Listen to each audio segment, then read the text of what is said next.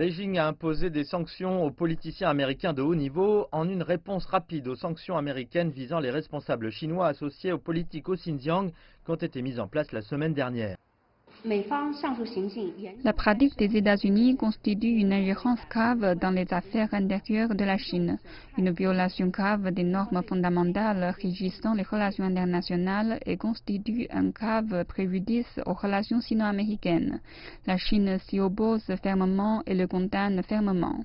Les sanctions visent les sénateurs américains Marco Rubio et Ted Cruz, l'ambassadeur du président Trump pour la liberté religieuse, Sam Broback, et le membre du Congrès Chris Smith, ainsi qu'une mission du Congrès qui traite des questions liées à la Chine.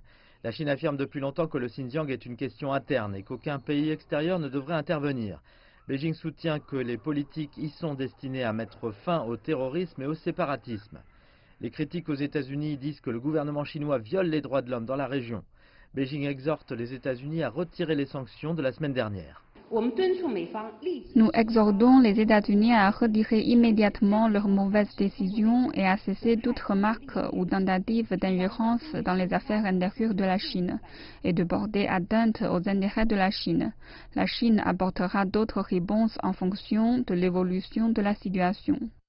Les sanctions prises en représailles surviennent alors que les tensions entre Washington et Beijing continuent de se détériorer sur de nombreuses questions, dont le Xinjiang, Hong Kong, Huawei et la pandémie de Covid-19. Eh bien, fondamentalement, le message est que nous allons tenir la Chine responsable d'un certain nombre de choses. Il y a eu un énorme changement dans les attitudes à l'égard de la Chine depuis cette pandémie.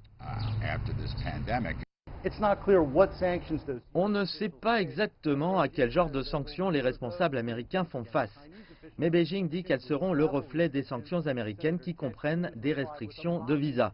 Le sénateur Ted Cruz a répondu par un tweet moqueur, disant qu'il n'avait de toute façon pas l'intention de se rendre en Chine.